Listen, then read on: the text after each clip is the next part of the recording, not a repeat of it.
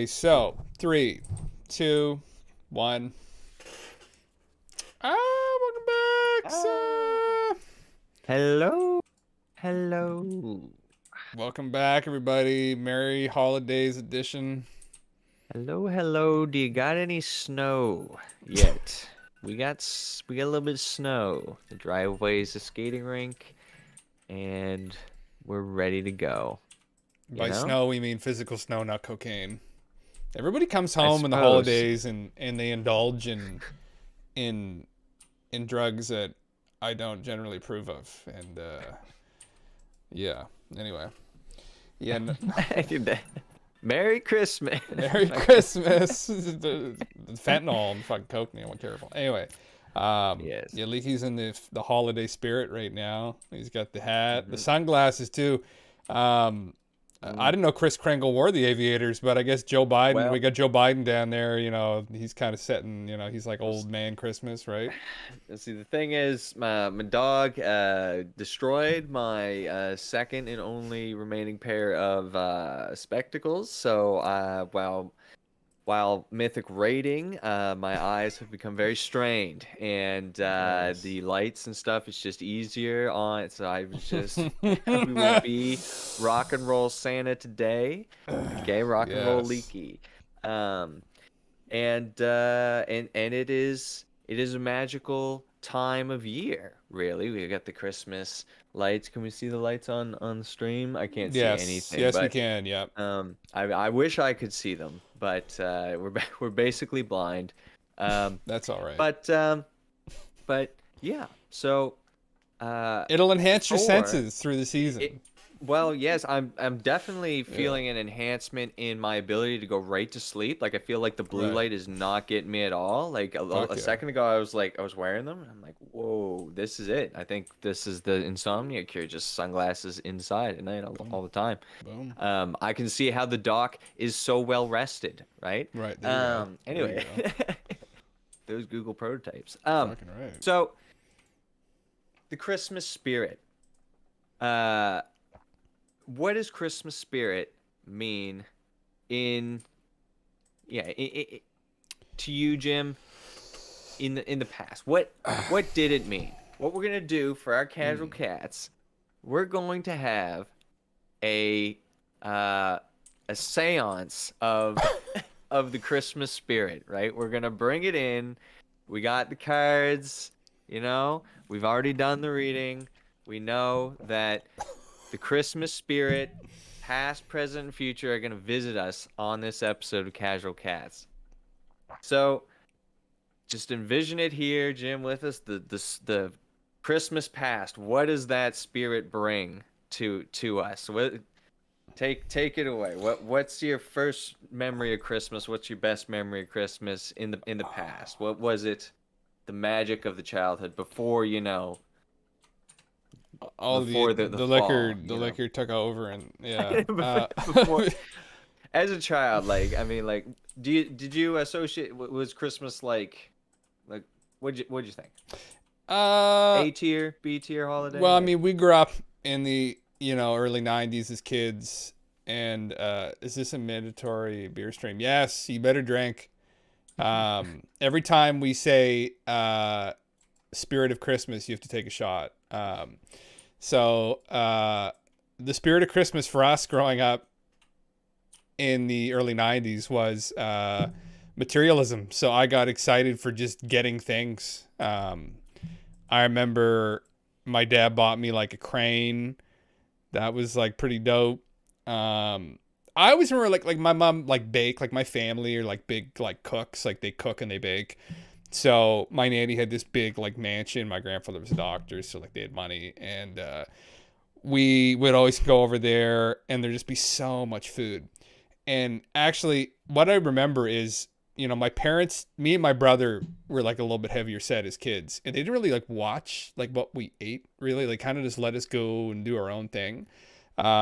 So naturally, we would just go and eat until we're sick, right? I remember like Coca Cola.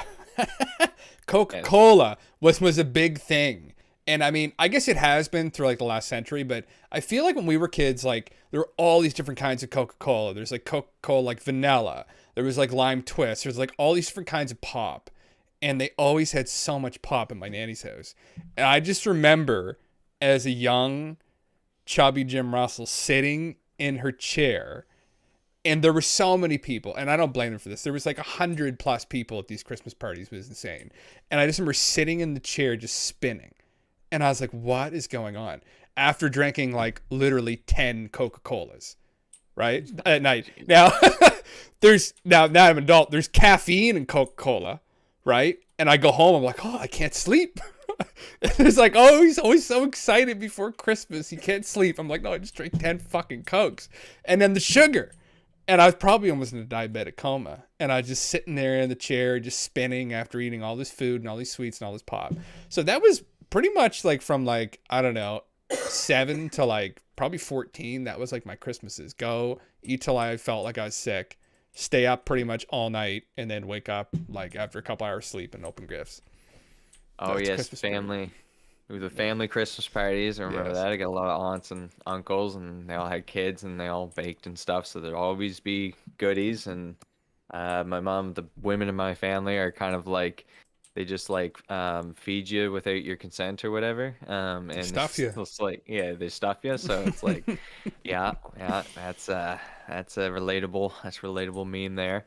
The Yeah. Coca-Cola, the bear, remember the bear commercial? The polar bear would be drinking the Coke, or Santa Claus would be drinking the Coke. Man, Mm. those are some memories. That fucking Yeah. that truck, that 18-wheeler with Santa Claus and his reindeer on top of it or something like that. The Hold up, Rudolph son. Claymation. Yeah. Yeah.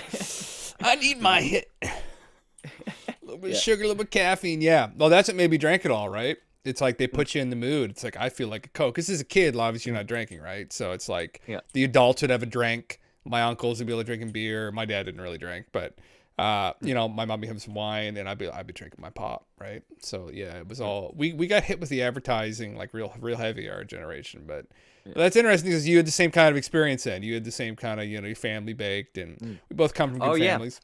I Yeah. think that big dinner experience is like is one of the deep rooted traditions of Christmas that comes Yeah. straight from the Saxons, you know, Yeah. Yeah. or something like way back when, right? Yeah. It's been in it, and yeah, that really does take over. I think it's from the Germanic. I don't know. I mean, I know they have some form of it in like the Nordic countries, but it's the Germanic countries like the like Switzerland. What the fuck the country? I mean, Switzerland and Austria, Germany. Like those are like they've got like the big feasts and drinking and being merry and etc. and all that stuff. Yeah, and that's kind of passed over to us. And I don't know about the materialism. I don't know about the gift giving. I got real bored of the gift giving like real quick. Like I as a kid, obviously it was cool. Like you ask for stuff, but like as a kid, once you start to figure out like that, well, you start to figure out who Santa is, I guess, and you start to kind of like just feel bad, like asking for all this shit. I'm like, right, we're not going to spoil who Santa is on Twitch, but you know, once you understand who Kris Kringle, you know what Kris Kringle's dealing with financially day to day, the magic wears off a little bit. And that happened, you know, when I was like not that old. It's probably 8 or 9, maybe 10. I started to really kind of, you know, figure all that out, and then it became more about just family getting together. And that's kind of been what I look forward to now. It's just everybody getting together. Like it feels like for a lot of people, it's like the one day people kind of just relax, because like most people don't work. I mean, well, when you're in your like early 20s, like late teens, like you're probably working, but you know, everybody just relaxes and just have a good time. So like that's the spirit of Christmas for me, I guess. It's just coming together nowadays, just drinking and laughing and being merry, and sucking and fucking and touching, and all the good things that come along with adult Christmases. There you go. Yeah. Very good. Yeah. I remember it all unfolded rapidly with like Tooth Fairy, Easter Bunny, Santa, and then my mom stopped me at Jesus. She's like, "What? But Jesus is real." And I was like, "Yeah, okay, sure. Let's go with it. Let's go with it. Yeah, Jesus is real. Yeah. Man dies, comes back to life, fucking for our sins and stuff."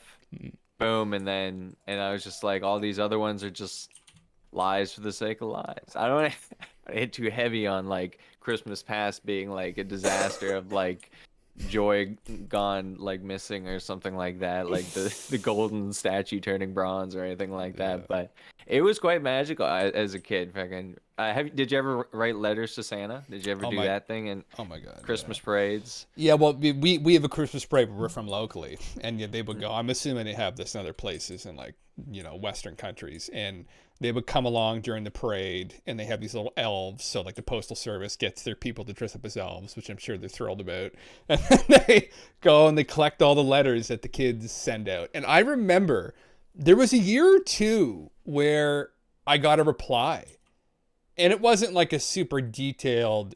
It was probably towards the end because this is probably when they got like automated stuff in like probably like the early 2000s. Mm. And they replied with my name and then probably just gave me some generic. But it felt cool because at the time I was like, oh my God, like somebody replied to me. And they said from, Yeah. the North Pole or whatever. And they sent you the reply back. So yeah, that was really, I thought that was cool. And I had like a little brother and I had like a little sister who was like 4 years younger than me. So that kept it alive for me for a little bit longer, I guess. And you did too.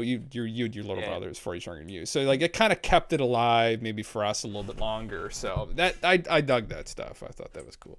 Yeah. Yeah, it was interesting. And like, I think the Yule time traditions, they've got some sort of like spiritual nature to them too. So it kind of Oh, like, yeah.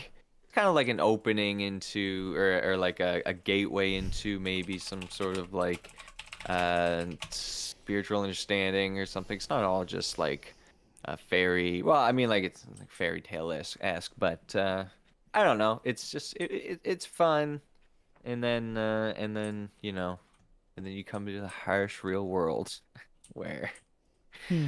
where the corporations just want your fucking parents to buy you shit. So you write Santa, you say, Santa, I want that fucking beastie. I want that beastie that's like a tiger and an eagle he's like and I drew a picture of him, and then Yeah. like and they put the little snow footprints. You can get little stencils and you put the footprints in little powder and go, oh look at Santa's footprints, and but they did it in fucking like fucking like flour or something. It's like that's not Right. snow.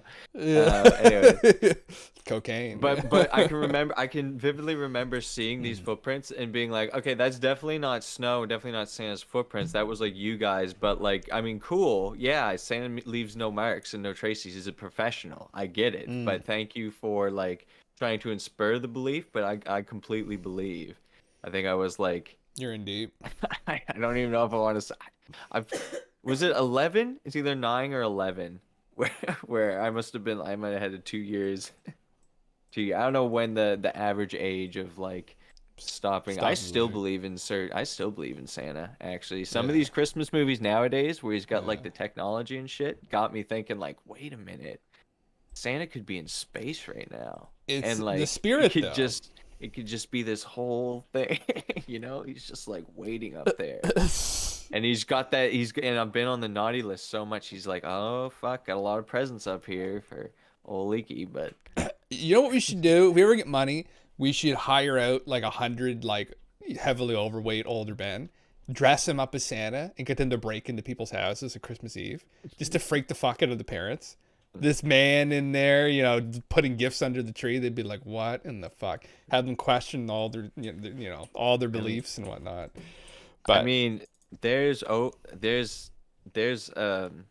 there's an opening for almost Amazon to hire employees that look like Santa for special Christmas Day deliveries. I mean that almost could kind of work for like what it's worth for kids under what 7 if you don't give them an iPad. yeah. Fuck. As long as they don't have the internet, Santa is alive and well in their hearts. But once that internet That- comes in, all of a That's sudden- true. That's true, isn't it? I sudden- really think about that. The kids have access to the internet. They probably would just Google, is Santa real? Let's do this right now. Let's Google. I'm curious. Let's Google right now. Is Santa Claus a myth? Okay. Real. So some kid's going to go on Google. Everyone knows Google. The kids know Google. Santa Tracker, one day until Santa departs. A scientific analysis of how Santa manages to deliver everyone's presents in a single night. Is Santa Claus real? Actual answer. According to historical records, Santa is real. Santa is real in the sense that he was an actual person, otherwise known as Saint Nicholas. His story goes all the way back to the 3rd century. He was a monk who was born in 280 AD in modern-day Turkey. I didn't even know that. Jesus Christ. He's a Turk. Hassan. There isn't Hassan. Isn't that what Hassan is? Isn't he Turkish? Real near Myra in modern day Turkey. So it's like a Turkish tradition. Well, it's good. That doesn't just fucking dispel everything, as soon as you Google it. Something interesting too is a Christmas tree a pagan thing? So Christmas trees did begin as a pagan tradition as early as the 4th century CE. I don't know what that means. Common Era, I guess. Yeah. Common Era. Yeah. Pagans weren't the only people to do this. So, yeah. It originated in Germany. He's claiming it in Germany with 723, the English missionary St. Bonaventure pagans. Yeah. They would sacrifice an oak tree dedicated to the god Thor. Interesting. Yes, the tree. The tree. I mean, that leads us into like the Christmas spirit of the present, a little bit. Rule 34 Santa. Yeah. I was trying to find a Rule 34 Santa to put as a background, but I couldn't find one that fit. They're all too small. We should look that up though. I'm curious. Anyway. That could banned on Twitch? We could banned on Twitch for doing that on YouTube? Is hentai technically pornography? Yeah. Yes. I think so. It is? Mm-hmm. It would fall under, I think, sexualized content. And be a TOSer. Be a little bit of TOSer, get us on the naughty list there. Holy Santa, that's a big old fucking thing there, Santa Claus. Wow. Yeah, I'm on the Rule 34 Santa. Good Lord in heaven. Yeah, that's something I never would have envisioned the future of Christmas to turn into, is Rule 34 Santa, and I can remember actually just these sexualized Santa Claus outfits for women I thought were just so bizarre. Like I understood it's like lingerie and like a theme, but I don't know. I guess it was maybe a Mrs. Claus thing, but I was like, Santa's I guess maybe that's a little ageist or whatever, because I was like, well, Santa's old and Mrs. Claus, they're not doing that. They're they're just settling down, right? They're not hanky panking. But it's they did it sometime, and then I don't know, marketing, and then it just kills it. It just rips it apart. How do you keep it alive? What are traditions from the past that we still do today? Still drink real heavy. Keep that alive, That's the yeah, well, I mean but I think that goes in part with it was, I mean, it's mainly a Christian kind of holiday. I mean, the pagans, there's elements of pagan things in it, but mainly it's a Christian holiday celebrating the birth of Christ, and then we involved these kind of pagan elements into it, and then the Saint Christopher, right? So, but it just, I think it again, it's just a day where people kind of let go. Now, I always hate drinking during Christmas to the point of being hungover, because then you have to deal with people. If it's Christmas Eve and you get too drunk the next morning, you're hungover opening presents, and you have a family dinner. Even Christmas Day, there's Boxing Day parties you have to go to. You're hungover there. It's oh, fuck. It's not a good situation. But inevitably, on one day, it does occur. So you said to pick your poison. Drink through those days. Just drink through. That's true. I mean, you could just carry the party forward. Yeah. Yeah. Never let the party die. Yeah. I'm seeing this is quite a disturbing Santa Claus I'm seeing here. The elves have pinned him to the ground with magic, and there's a gangbang going on with Santa and the elves. But Brandon, do you want to see this Santa Claus Rule 34? Yeah. Yeah. Oh my god. Yeah, that's a bad one. Look at the dick on him. Yeah, I know. Look at the dick on him. What did you Fucking look. Hold on, we just have to look at this one here. This is the. What Yeah, website is this? Oh, there's another view from there. Yeah, there's this one there. Oh my god. Big Jack Daddy Santa. All right. Anyway, don't go Rule 34 Santa Claus, everybody. That's not something you really want to see. So, yeah. No. Well, I mean, what did you guys do? What did your family do, or what did anybody else's family do in the chat? Like, did you guys go get a real tree? Did you enjoy decorating the tree? Are you a Christian household? Do Muslims celebrate Christmas?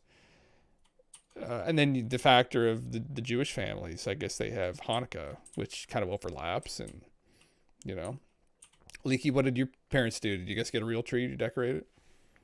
We got real trees up until the point where it was just like too much for just like getting rid of them and stuff. So then fake trees for the past decade or so. We've got a fake tree here. They're I don't know, maybe more of a fire hazard or whatever. It seems. I think they seem really frail, and the longer you keep them, the frailer they seem. But yeah, I don't know. I don't care much for decorating the fake trees. I like decorating a real tree though. I think there's something about how the branches like are grown out naturally, and like the way that like that occurs, that they body out way better than like the the fake nonsense ones. And so it just looks way better. I love the smell. Everyone hates the needles and stuff, but I don't know, the tree in the house. It was a great part of like the early Christmases, but there's definitely something that's faded in the present one. Yeah. It was very hearth-like, right? The tree and the Yes. fire. That was like it was probably. I mean, holidays. Everyone would get together more than they do now. Now we just sit inside and fear for our lives with a terrible virus. But Yeah. like it used to be that you'd actually have like like physical visitors that would come over, and they'd maybe sometimes bring stuff or bring food. You'd eat with them, and like people would show up, and you have like chairs that you would just pull out just for that, right?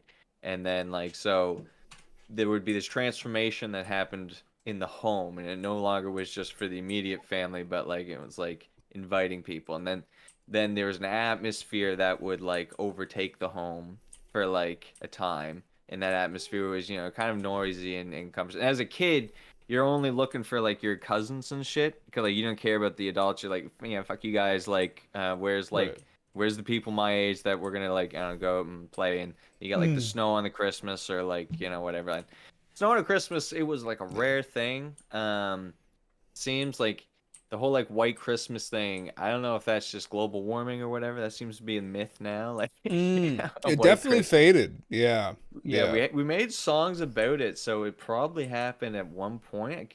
I can remember some big snowstorms, but Yeah. Well, I think this Um, year we're gonna have a white Christmas. I think, although it's supposed to rain here tomorrow, so potentially not. But yeah, I remember as a kid we would have these like sometimes big When snowfalls. Christmas. Yeah, and it would be quite magical. But yeah, the last couple of years it was green, which I don't mind now, honestly. But yeah, we always used to have real trees too, though. But it's something they always did. My parents always did. My mom still got a real tree. I had to cut it all apart not too long ago here, put it up for her. But yeah, it does add something. Je ne sais quoi. There's just a smell to it. It smells of Christmas. It reminds me of Christmas. That smell, and yeah, Yeah, it's a magical yes. time of year. The gifts. I would persistently just like there would be like my Christmas list was like a Lego gift. I can remember because I was like huge in Lego. And then there was Yeah. like some sort of like Transformers Beastie, Fuck yeah. and it might be like a Pokemon. Like Pokemon started to dominate, like with the cards and the Digimon, Pokemon, Yeah. Digimon cards. Like those toys, Yeah. though, it was like you didn't really. It was just like they were. I mean, Pokemon. It's hard to call it a phase, 'cause, we still like a Pikachu or two, but Yeah. It was like there were so many different like venues of I guess like marketing. Like you get the cards, you get the games, you get the fucking toys, you get the fucking whatever, you get spin-offs, a hat. Mm. Like so it's like the fucking little Tamagotchis or whatever. So it's just like miscellaneous Pokemon toy, miscellaneous Digimon toy, miscellaneous anime based toy, but Lego and Transformers, anything that like you could get like you could like, get like reuse value out of, I really liked. And then video games hit, and holy fuck, did they hit hard! And all of a sudden it was like I don't know, that was just Christmas. If it could have been digital completely from there on in, it would have been right. Like it just would have been a digital Christmas at that point. Yeah. Um, Yeah, it was that we had pretty much the but same kind of deal. I would get I would get the Lego. I was huge into Lego too. And yeah, Beast Wars, like any Transformers, yeah, I was massive into. And then it would usually be the video game started though. I remember I got the game. I remember one year my dad got me, I think because he wanted to play it. Honestly, was a Game Boy with an Aladdin game, and I remember us trying to beat it, and like he got so frustrated with it, he like just gave it to me. I had to beat it. But that was I was probably 6 or 7 when that happened.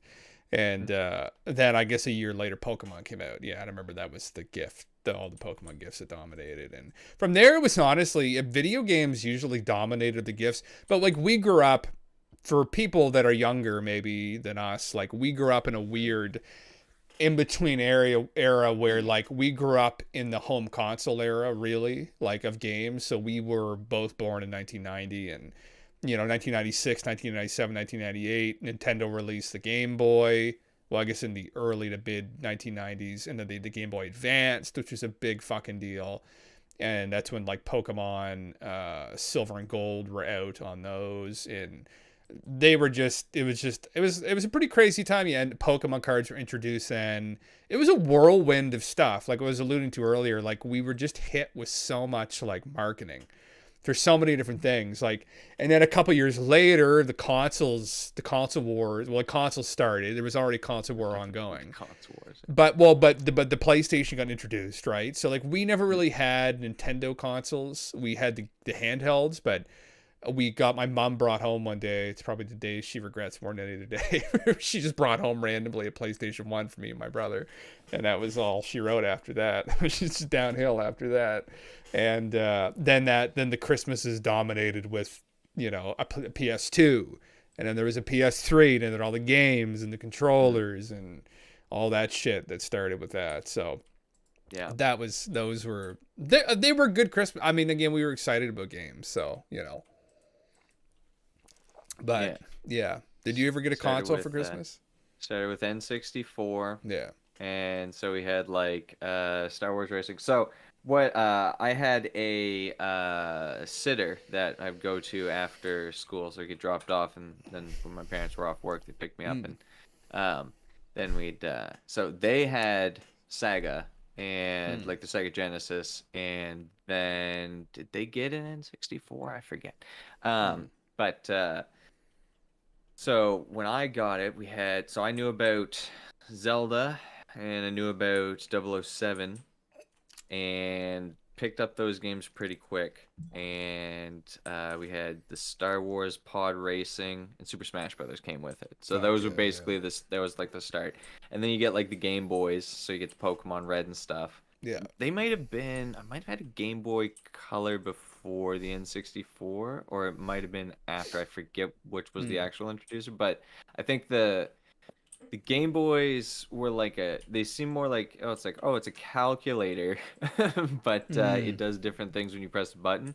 But the game console was like, you're kind of like taking the TV, which was a huge thing, right? Like the television and shows, I guess movies and stuff, those were like big upcoming like forms of entertainment that as kids we were obsessed with. So when you could put like a sort of controlled entertainment, like something that you have agency in on the television, that was kind of like huge, because now you're like I don't know, I guess it was a very big moment, right?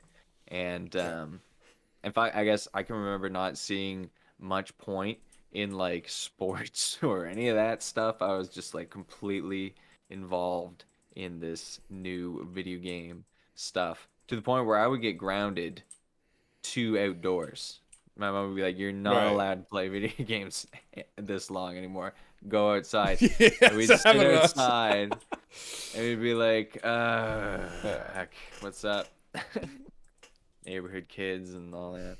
It was But, it's weird, isn't it? Yeah, that's what would happen. Yeah, yeah. We would go. What would happen with us is we would.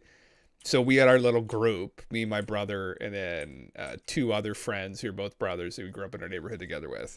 And there's a couple other guys around. So what would happen is we would all be down in a basement of one house, and we would get kicked out after a couple hours because they'd be like, "Go the fuck outside." And then we were like, "Oh, okay." We go outside. Then we go to the other family's house, go in their basement. We're like, "Oh, we just got in from outside." Play for another couple hours, get kicked out, go back to the original house, like our house, and we'd cycle through that all day, a couple times until the day was over. And that's what we would do. And that was during like peak problem years were probably like, it probably honestly started with like GoldenEye, the N64. But like, I feel like GameCube, like, did the GameCube coincide with the PS2? I feel like it did. GameCube. Yes, I think so. I think it was around, or I think it was GameCube, then PS2 came out, and then shortly after Xbox came out. So we had this like terrible couple years of just like, and there were really good games that came out for these. Like there were the God of Wars, there was the Smash Brothers, it was Halo. There was what's the other one? It's not God of War, but you climb the giants and stuff. Shadow of the Colossus. Shadow of the Colossus. Like there was so many good games. We loved Armored Core, Monster Rancher. There was Monster Hunter, I guess, for the PlayStation. Like there were so many good games. Like it was truly, we were in the golden age of gaming, and we took advantage of it and abused it. Definitely. And yeah, we got a lot out of it. And then the handhelds were great too. The Pokemon games were all great back then. There was what's the other one game you play, the fucking one where you have like a ranch and Monster Rancher. No, not Wait. Monster Rancher. You like have a farm and etc. Oh, Harvest Moon. There's like Harvest Moon, and there's another one too, Animal Crossing. Like all those games were pretty big on those handheld consoles. So yeah. Video games were the goated Christmas gifts of all time, actually. One thing though that did do, even though like all those creative toys kind of fell by the wayside, the Legos and the Bionicles and all that. What it did do is it allowed me to appreciate the non-toy gifts that I would get, like things that like the socks and underwear stuff kind of shit, like or anything that was like, I guess, could hold my interest outside of video games. So like, I can't even think of a goddamn example, but yeah, I don't know, they would come up, and you'd just be like, oh, sick. I'm ready to snowboard. I could have been a snowboarder, but I had this thing with my fucking knees that like my bones grew faster than my tendons or something, and so it like stretched out. And so for now, luckily I got admitted from our gym teachers, the redheaded gym teacher's gym class for it, who is a little sketchy, and I didn't have to do any gym for those years, but I couldn't snowboard. It was physically painful. Some days I couldn't walk up the bus steps. I remember at the worst of it. But anyways, so like, yeah, stuff like that for the month or two I snowboarded. Bro, hit the slopes, bro. Leaky, yo. If you fucking, my knees didn't grow all that to fuck my body and shit, shit. Yeah. Anyways, stuck with them video games instead, son. That's fucking gotcha. Yeah. Yeah. The thumbs, and then I get the thumbs and the fingers. Well, that's what I mean. But my issue was I was like too big. I was like overweight. I was naturally like a big fucking kid though. Like I was overweight, but like I like physically grew too. Like I remember I was like, it was me and another guy were the two biggest kids in our elementary school. Like they were telling me I was en route to be like a big boy, like 6'5". And then when I was in middle school, they're telling me, oh, you're probably 6'2" or 6'3". And then it just kind of, something happened. I think I ate too many fruit roll-ups. Like my diet was not optimal or something happened. But so that kind of, I didn't really, I mean, we did stuff. Like I remember we played tennis. My mom put me and my brother in tennis. It didn't work out too well. And then we did, I tried snowboarding. I'm way too discombobulated. I'm the least coordinated person there is. I can't skate to this day. I couldn't do snowboarding, skiing, couldn't do any of the winter sports. Even, I was really good at soccer as a kid though. That was something I probably should have fucking kept doing. But, yeah, so I mean, as like an unathletic kid, yeah, I picked up music, was guitar, but when I wasn't playing guitar, I was playing video games, yeah, because I was just like what was there, and that caught my interest. And I was an intellectual kid, I did well in school, and I early on at least, and that allowed me the freedom to have some spare time after I got things done, and then I need a little bit more stimulation, I think, and maybe I got a little bit too much stimulation, of the video games. I remember the wrestling games, the wrestling WWE, WWF games. So yeah, they were those were, again, that was the golden age of those games too, like the late 90s, early 2000s. I remember during Christmas, we would always, back when Blockbuster was the thing, if anyone ever sees this, Blockbuster's no longer a thing, but it was this store. It was fucking sick. Like you go in and, nowadays you have Netflix and all these other MB, you get all the free movies you want, but you'd walk in, and where our Blockbuster was located, there was a pizza shop right beside it. So you'd smell the pizza, you'd be like, fuck, we're getting pizza after. And you'd walk in with your group of friends or your family, your brother, and then you go and pick out a movie, you'd look at all the movies, like, what do we want to watch? And then the video games, you could rent the video games. And that was a great system because back then, like, comparatively, games were really cheap to what they are now, but back then, like $40-$50 for a game was like, that was a lot of money. So you could play the game before you committed to buying it. And what we would usually do is rent them, try them out. If we didn't like it, we bring it back, or sometimes forget to bring them back, just play them indefinitely. That was towards the end of Blockbuster's life cycle, I guess. But yeah, that was really fun. And so we would go get these wrestling games, and I remember they were a lot of fun. And that was a good Christmas memory. We go to the Christmas parade. My mom would always make chili for all like the neighborhood kids, and then we would come back, have chili, play a wrestling game, do wrestling moves on each other. Someone get hurt, and then they get pissed off, and then they'd have to go home. And yeah, that was that was it. I still have StarCraft 1 nostalgia in when we get Snowfall, because it was one of those, like, I think when I rented StarCraft 1, or I guess maybe bought it, I'm not sure if it was rentable, but when I first got my fucking hands on it, right, I'd never played video game. It was, I set a record. I was like 9.5 hours straight on this game, right? I was like, this game is the shit. It was one of the first computer games I ever played too. And so I got grounded outside in the snow. But I was inspired, right? I was like, boys, we're having a snowball war. And I was like, we're getting rules. Like, you can build. And I was like, you build your Terran fucking command centers. You have your command centers. You gotta build snowballs over here, and you can only throw them from over here. It's like, because you take the resources and ammo up the terrain. And it was like, we were ready. It was a great snowball war, and I still have nostalgia from that. Like 2009. Oh no, wait, 2000 wasn't it? 2000. Year 2000. Yeah, I remember it was. Yeah. Jesus. Yeah. Again, 23 years, and every year that memory just pops back into my head. Fucking Blizzard.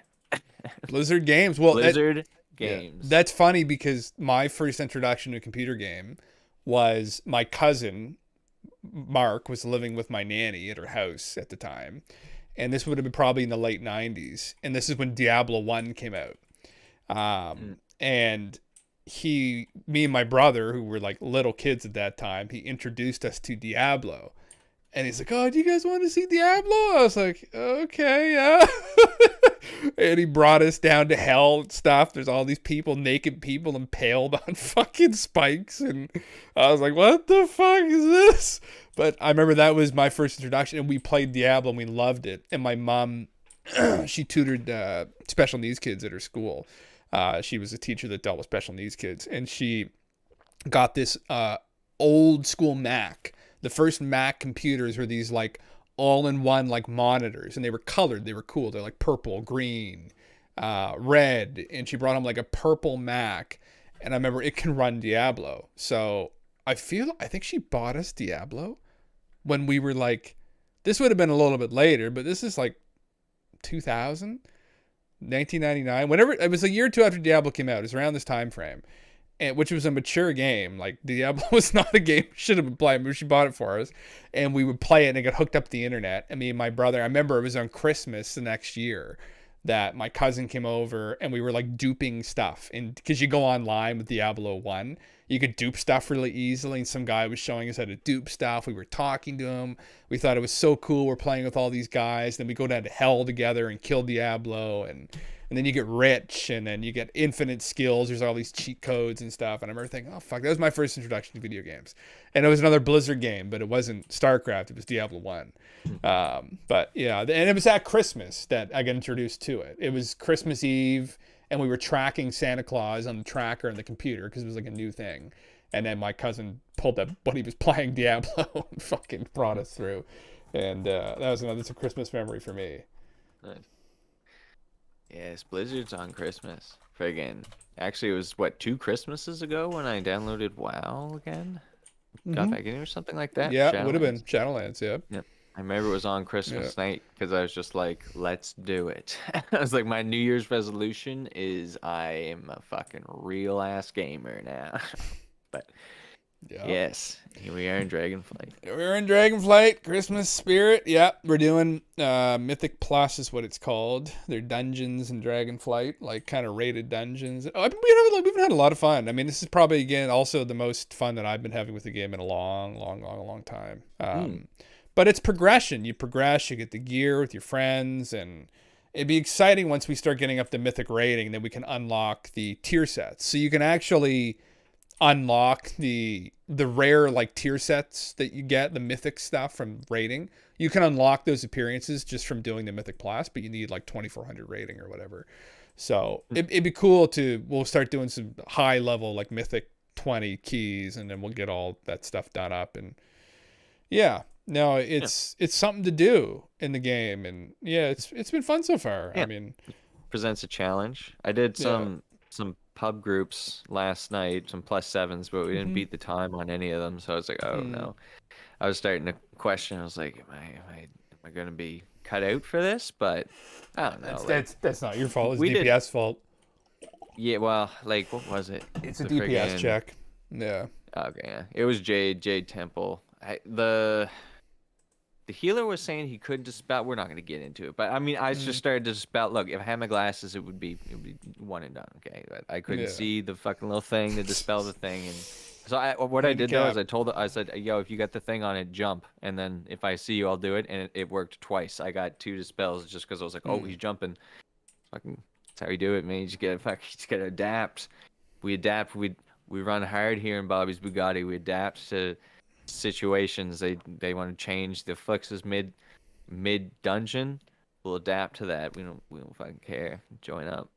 Do it. Join up. We need healers. We desperately need healers. Well, we would love to do the raids. It would be really awesome if we could get a solid group of 10 people together and go through normal, heroic, and then attempt to do the mythic stuff. That would be really sick. Because I mean, like, I like mythic dungeons. They're fun. I don't like the AoE though. I like just like on a DPS check. I like just the boss fights. Boss fights are cool. Like we come from like Monster Hunter kind of background. Like we like those kind of games. And in WoW, I always like the older format of like the raiding where you'd get like 40 people together. There's no Mythic Plus. There's no heroic. There's just one raid. There's 40 fucking people. There's a giant dragon. We gotta kill it. Kill the dragon. And like that, I kind of like that idea in PvE. And so to get a solid group of 10 guys and girls together and go and kill the dragon. And it's cool because they're dragons again. Like, it's been a long time since they've had that kind of setup. where the fantasy, real like classic fantasy creatures are back that we're fighting, and it would be cool to clear that and do that with a group. And we get 2 tanks in our guild, and we got some solid DPSs, and we just need a couple heals, and we'll be good to go. So yeah, I mean, Kel'Thuzad, Bobby's Bugatti, if any of you guys are on following Asmongold around, stop that shit, get on here. 40 people to spend 8 hours, kill trash mob. Yeah, I guess that was the real classic TPC Wrath fucking experience, was you get 40 people, you had to kill trash mobs, and then you fail on the fucking first boss, and then half the raid quits, and then you're fucked. Yeah, that was the or the healer's not paying attention, or he's too inebriated, so then they kick him, which was me in Wrath. Doesn't know what he's doing, and they kick him, and then he gets very frustrated and just goes and ninja loots fucking pugs. But yeah, yes, this is the present day Christmas experience for us in our adult lives. Yeah, this is the Christmas present. Flight. Yeah, Christmas present, the spirit of Christmas present seeping in. We got COVID, that one. How would you say, what's the most radical change in the last couple of years since COVID? Friggin', it's probably just like this like hesitancy to get together. I think it's like it's kind of like shaking that. It feels it's like, well, who has anxiety about it? Is everyone cool with getting together? Do I personally, or like, does the self have anxiety? And then it's like, so that's like a new element which never was there before. It's like you had like flu season. Oh, I'm sick. Maybe I'll stay home. But now it's like, fuck, was I around someone who was sick? Fucking, how many hours in a week? Like fucking, like 90 hours ago or more, but so that's like a really weird thing. It's like this looming, like, it's like the spirit of death almost has like fused itself with the holidays now, in a sense, and it's like teeming with the marketing greed spirit, and which is manifesting itself and drawing an illusion to make itself seem like a compassionate spirit, but it's really just like trying to sell fucking chocolates and trivial merchandise. I mean, it's always been. By the way, Casual Cat's merch store opening up soon. We're gonna be carrying bottles of Long Branch. We're looking for a sponsor, Wild Turkey. I've consumed at least 13 bottles of this stuff in the last year, so please sponsor us. We'll drink it endlessly on stream if you do. Also, Galen, if you want to come in here, you can. I'd up the thing. If you want to pop in and have a chat, have a Christmas chat with us, you're welcome to pop in if you're listening. I think I definitely noticed that, like, my family was kind of like, fuck it, kind of like they didn't really care. I think they just kind of they got fed up with it real quick. So, but I do notice there is still some hesitancy. Like, I see the old people driving around both wearing masks together, like in the same car. I'm just like, man, like, but like I had COVID a couple weeks ago, 3 weeks ago, or maybe even a month ago now. And it's no joke. I mean, hopefully there's no other side effects to it, but it's I don't think it has. I really do think, like, the greed is too strong. I think generally this return to normal is so strong, and that goes to say too that if for whatever reason there was intention behind the release of the virus, I think there's too much momentum behind people, and there's too much momentum behind, honestly, materialism in the world. But I think people really just want to get back to the way things were before. And I feel like there's definitely been a push for that this year. Like, this year feels pretty normal to me. I think people have kind of learned to live with it. And I think people have just kind of been like, whatever. And you get the immunocompromised people. Listen, the immunocompromised people should have been wearing masks to fucking begin with. They did in Asia. Like a lot of, like, Korea, China, Japan, mask wearing was a normal thing. So, but for me, I feel like in my little bubble, I haven't noticed too much. But it definitely had an effect. The last, like 2 years ago when it kicked off, there was definitely, that Christmas was pretty bad. We were all home. But I kind of liked that too. It was kind of like more intimate. Mm. So I kind of had a bit of a break from big family gatherings, and now I'm back to that. And I don't mind either or, but yeah, I don't know. We just pray to Christ that there's no Russian virus that escapes from the permafrost. Did you hear about that? No. Oh, fuck. Here's just let's get us all in the Christmas spirit. They have been digging viruses up out of the Russian permafrost that have been frozen, not dead, for upwards of 50,000 years, and they've been experimenting with them in China. That is a perfect plot line for like this season's next goddamn global thriller. Well, and in regards to the tarot cards, okay, this is here. Actually, I'm gonna read Change this. of course. We're gonna change course a little bit. Oh, Galen, welcome. You came in at the right time. I missed just a little bit. Finish your story though. Yes. Well, I'm going to elaborate on it here a little bit in a second. Here we go. So Mother Shipton. Mother Shipton was this prophet. I think she's some religious prophet. So over 48,000-year-old zombie virus, which was buried deep in Russia, was recently revived by scientists, making Baba Vanga's prediction somewhat come true one more time. So Baba Vanga was a famous mystic who had predicted it would be Siberia, which would present a new virus to the world in 2022. The prophecy also stated the virus was buried frozen, will be unleashed to the world due to global warming. If her prophecy is to be believed, the world once again be seeing the emergence of a lethal virus. Mother Shipton had another prophecy, and it said, "In yellow men great power gain, from mighty bear with whom they've lain. These mighty tyrants will fail to do, they fail to split the world in two, but from their acts a danger bred, in ague, leaving many dead, in physics final remedy, for this is worse than leprosy." And it happens to be that China and Russia dig up this virus in the permafrost. So maybe that's what's going to play out the rest of 2022. We're going to have a big old fucking, not even COVID 2.0, but like something worse than leprosy. Jesus Christ.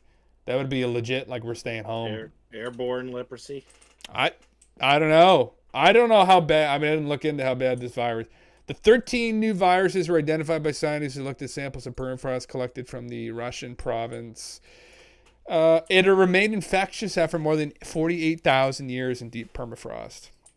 Grain Beast is asking if there's going to be a post-show discussion in the Discord. There may be, yes. There probably could be Maybe. tonight, yeah. So, yes. To the whims of the Russell. We will, yes. We will elaborate on wave. the zombie virus and escaping from the permafrost. I hope that's not our future, but anyway, yeah. Well, if it is our future, it's our destiny. So it's one step closer to our destiny, is what the cards have told us. What will the cards tell us for future Christmas future? We should do some cards. Well, we already did. Oh. It's the Wheel of Fortune. Okay. Destiny and a change of course.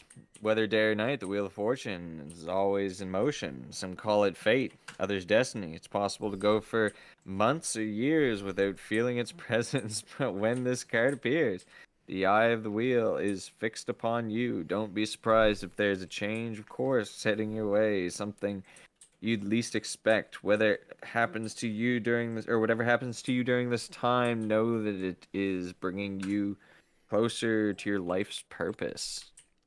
What was the one about the comet? With the comet? Didn't you have a comet one? No, it was the Big Riz. It was the second one of the. Yeah, it was Three of Wands, Father of Wands, and Wheel of Motion. But the interpretation I had earlier was something in the past that was predicted in the future, and then the Big Riz in the center, the Father of Wands rather, was it was a serpent on a card, like the picture was a cobra. Yes. And that was like the charismatic father or whatever, Yes. charismatic creative. And then the Wheel of Fortune is like a change of course, which would be like the installment of the global lockdown or whatever, because of the that N word or whatever. The The one, serpent, the the one in great, the the one great in red space. serpent. Yeah. Yeah, the serpent Yes. N word, not the bad N word, Yes. but Yes. Biru. Yeah. The one we're not getting it into here. Biru, Yeah. yeah. Does the host need to go to bed to wake up early? No. I will. We'll stay up a little bit later tonight, maybe. Galen, what's your? We're trading stories of Christmas. What's a fond memory of Christmas that you have of Christmas past? Well, first I want to comment about your StarCraft story. Oh. About how you had Yeah. it's because I did almost the same thing, but I took it a step further. I Nice. told my friend Saya to simulate like mining the minerals and bring it back to the command center. And when I was showed them how to do it, they just told me no, and we stopped playing that game. Oh shit. Yeah, but I did like the same thing that you did, except my Nice. first experience with that was not on the computer, but it was on the Nintendo 64. Oh yeah. Thinking that was like but this is so cool. You get to like move the little guys around and whatnot. Was it Yeah, on the and, Nintendo 64? Yeah, it Yeah, was fun because there you is. could do Really? multiplayer too, because you could both be on the same team and both be managing like units, Hmm. and stuff. It was neat. I couldn't really do that on computer because I didn't have the online or whatever, the strong Mm. enough internet connection. I had to play solo, but Yeah. yeah. Interesting. It was for fun Christmas stuff. Well, I'll ask you guys kind of something. This is, I don't know, perhaps this was the first hint of like social anxiety one would have as a child, but did you Hmm. ever feel like embarrassed opening gifts in front of in front of like relatives and whatnot? Be sitting around, they'd be like, "Go on, open it," and I go, "Oh, I don't want to." Everybody's looking. Um, Sometimes maybe like when they got me a card, like they'd hand cards out. We'd have the Christmas Eve party, and my Yeah. extended family would give me cards with money in it, and then my mom would have to make me go and like thank them and stuff, and I'd be like, "Ugh." Like I'd say this, but sometimes I'd just rather if they didn't even get me the money. Yeah, I just yeah. feel like you know what, like you know what I Well, mean. but Like it just always put me in a position where I was like, I hated it's getting, like, I hate getting gifts. So kind of, yeah. yeah. Um, That was always perhaps when I was younger, I like just loved like being in the middle and just like, oh yeah. Then as you get into the teenage years, you have that sudden like reversal in attitude, and then you go like, I don't want to open these gifts in front of everybody because everybody's gonna look. They're gonna look. They're And I gonna don't want see them to me. look. Yeah, they're gonna see me. Oh, it's embarrassing, and I don't want to do that. And mm, it's kind of weird. Of Would they course, would now they at this bully point, you like opening the gifts? It was a oh form of no no no no harassment. no Okay. oh no. It would just be like observation, but I don't. It was probably just like extreme social anxiety at that point. But that Yeah. was probably when I was 12, 13, sort of around there. Um, Hmm. and but I don't know. Family gatherings and events were never my thing. I always just like even when like relatives would come over and whatnot. I was always the one where like parents would be like, "No, you have to come spend time with the relatives," and I'd be like, "No, mom, I don't want to. I Go by saw myself." I saw a Zoolander meme, and it was the one where Owen Wilson, he's jumping off the scooter, and all the reporters are taking his picture, and it was like me coming out of my room to greet the company, and in the brackets it's like they've been here for 3 hours. And I was like, I did the exact same Yeah. thing. I'd be like, nah, I'm just Yeah. fucking chilling, man. Like, yeah. I Yeah. can remember struggling with like so when I was younger, it would be like the excitement of Christmas is like, okay, what am I gonna get? Is Santa's they're gonna be like surprise. And am I gonna get like the one thing I would talk about that I would get? So if I got the Lego that the set that I wanted, it would be like score win. Like the Christmas is complete. We're good. Let's fucking wrap it up. I'm going to my room, building this Lego set. Like it's almost like I didn't care about the other gifts. It was like there was that sort of like tunnel vision. But then when it became clear that the gifts were like something I was asking my parents for and stuff, all of a sudden it was like I realized that, oh shit, I don't like I'm gonna struggle expressing gratitude because I know it's very polite to express the gratitude, but like what if it's shit gift, like what if the gift is shit? Yeah. And so I would get a lot of anxiety over that, to the point where even if the gift was like good, I would still be like really tense and hard. It'd be hard to give like a genuine sounding like thank you, or like a heartfelt thank you. It's always like, even something I kind of struggle with today, to the point where it's like I've almost become callous to that, where it's like I'll get a gift and I'll just be like thank you, or like whatever. Yeah. I don't know. I'll try. Still put in some sort of effort, but it's like I don't know if it's going to be genuine. Just try not to like,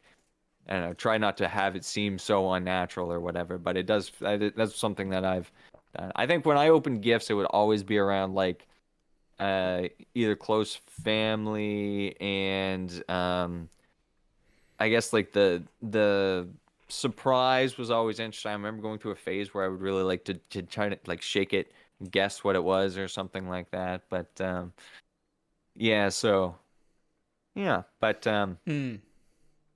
Yeah, I would, yes. I would, I don't think, I didn't have a problem being thankful. I definitely, I don't know. I would always, again, I don't like receiving gifts though. I guess I'm kind of in the same vein though, like where I don't know. I just didn't like, the older I got, the less and less I liked receiving gifts. To where now, like I don't enjoy receiving them at all.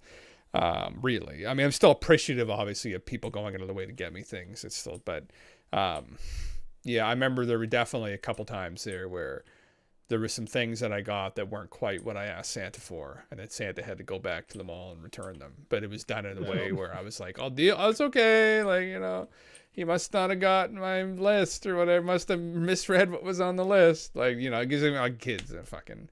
You're not really too specific, and there's like 30 Transformers toys, and you wanted the dragon Megatron, right? Not the fucking regular Megatron. You wanted the Megatron that turned into a dragon at the end of Beast Wars, not where he was a T-Rex. You already had the T-Rex Megatron. You want the dragon Megatron. So dragon, T-Rex, dinosaurs, fucking, whatever, like, right? So, but yeah. Yeah, no.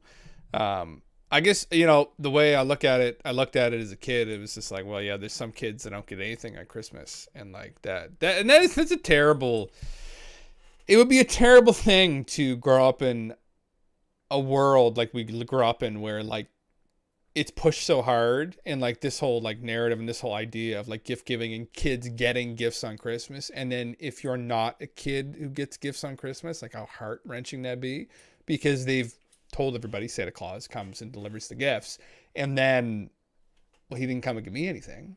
It's like, so what do these kids think? Well, the Santa doesn't give a fuck about you. And it's like, oh man, like that's really dark. Like, damn, you've really been holding on to that Megatron. Getting grudge. You I got remember Santa, that, got Santa grudge. Is it that time you knew Santa was just a phony? Santa's not real. Real Santa would have got me. Yeah. Got me the one that I wanted, not this piece of shit. I hate it. What the fuck is with this jokes clause? I thought it was coal. If I'm on the night of this, what the fuck is this jokes? I already got this fucking dinosaur's throat against the wall. I'm gonna pull up when you guys are talking what this looks like actually, but yeah, keep going. I had that one too. I remember the dragon. Like, not the dragon. No, the T-Rex one, the purple one. He had like a little water gun on it. Yeah. One hand. Oh, I remember his that. Head, the other hand was his tail. I had that one. Yeah, I remember that. I had that one. There was those ones that they were like multiple like fucking Transformers, but that you could combine them into one big guy. I forget what they were called, but like a friend of mine had them. I thought they were crazy. I was like, this is insane. I probably could have gotten into modeling, like painting models and stuff like that with the Gundam stuff, but I just never did. Like it could have been like the evolution of that sort of like hobby. Yes, and sculpting and carving. I like carving. I tried carving. It's just I fucking cut my hands all to shit. That's hold on. That's it right there. If anyone wondering. That's it, Santa. Okay, come on. What does Santa, this that go was it for on right there, eBay Santa. today? That was the Somebody old. send Jim. Somebody send Jim this in the fucking mail. Actually, I don't know if I ever. Did I get that? I think I might have. But yeah, it was what I wanted. It was sick. Because that Brought was us on when 20 that was the end of Beast Wars. I think he turned into this in the show. I'm pretty sure he did in the end, briefly. But like it was like it was all holographic. Like it was a sick fucking thing. It's a different one there. But like it was just a sick fucking Beast War. Like a dragon Beast War. Like get the fuck out of here. That's epic. You guys remember that movie with Arnold Schwarzenegger where he's got to get the toy for his son? And like it's like the toy is an action figure. He kind of looks like the Flash or whatever. Hmm. And then like he ends up like going to a Christmas parade and getting like swapped out with the actor who's supposed to play the thing, and there's this whole like run around sort of like Christmas comedy style film where he's like getting into all these antics trying to find this toy. It was an Arnold Schwarzenegger film. I don't blame you. I if you didn't vaguely see it. remember that. I definitely would have watched it. Yeah. Yeah. Again. Yes. What an adventure that one was. As a kid. I don't remember that one. But then again, I didn't probably wouldn't have watched it anyway. I don't think his movies were very popular outside of Terminator or Predator or whatever. He probably just, Yeah. yeah, better politician than an actor, maybe. But yes, the future of Christmas. You guys gonna put a tree up every year for the rest of your lives? Huh? What will it bring? Are you guys? I'm asking you guys, Galen. Cutting down trees is counterproductive to the fight on climate change. So I don't think I'll be putting up trees anymore.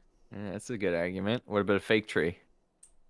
Fake trees consist of plastic, which also pollute the environment. So I don't think I'll be putting up a fake tree. So your tinsel's out as well. Christmas lights. Oh my goodness! Don't get me started on the tinsel. What about Christmas lights on the house? What do you think? Is that worth it? Is that worth Only the if they're effort? powered by solar energy. Solar, yeah. I mean, Or, when you get down to it, it's just like you can't have any of this stuff. It's just a waste for vanity, just for people to feel like they're doing something good for the neighborhood, be competitive for each other. What or about- competitive against each other? When really it's just bad for the environment, frankly. What about the questing vagabond? He's got a generator that runs off a river right beside his hut in the woods. Like that's all. Christine Vagabond. Yeah. What about him? He's completely off grid. You would He's never completely run off grid.